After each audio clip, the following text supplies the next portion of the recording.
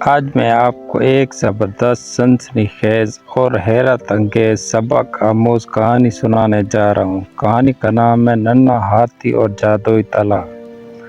تو تیار ہو جاؤ ایک دلچسپ اور جادو سے بھرے جنگلی سفر کے لیے۔ بہت دور ایک گھنے جنگل میں ایک سال ایسی خشک سالی آئی کہ ندی نالے چشمے سب سوکھ گئے۔ جانور پیاس سے نڈھالتے، ہر طرف سناٹا تھا۔ ننھا ہاتھی گڈو اپنی ماں کے ساتھ پانی کی تلاش میں نکلا، لیکن جنگل کے راستے بہت مشکل تھے۔ گڈو کی ملاقات ایک شرارتی بندر لکی سے ہوئی۔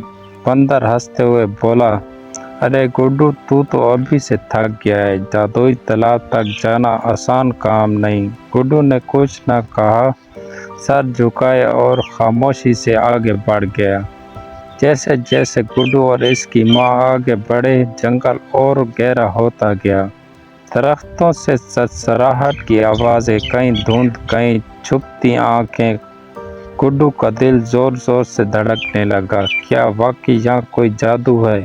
اچانک چالاک لومڑی سامنے آئی۔ اس نے کہا، اگر تالاب تک جانا ہے تو میرے ساتھ چلو، لیکن بدلے میں تمہیں اپنا کچھ دینا ہوگا۔ گڈو کی ماں نے جلدی سے کہا، نہیں گڈو، یہ چال ہے، یہ ہمیں دھوکہ دے سکتی ہے۔ گڈو کو جھاڑیوں کے پیچھے سے نیلی روشنی دکھائی دی۔ وہ دوڑتا ہوا آگے گیا اور سامنے تھا ایک جادوئی تالاب۔ تالاب خود بول اٹھا، یہاں صرف وہی پانی پی سکتا ہے جو دل سے نیک ہو، دوسروں کی مدد کرے۔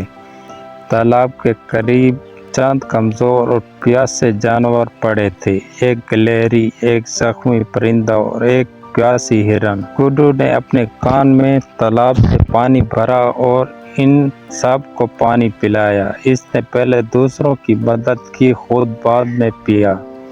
تالاب کی روشنی تیز ہو گئی اور ایک آواز گونجی، گڈو، تم نے امتحان پاس کر لیا۔ اب یہ پانی تمہارے لیے ہے اور تم جیسے نیک دلوں کے لیے۔ گڈو نے تالاب سے پانی پیا اور خوشی سے نہایا۔ گڈو اپنی ماں کے ساتھ واپس آیا۔ جنگل کے سب جانوروں نے تالیاں بجائیں اور کہا، گڈو ہمارا ہیرو ہے۔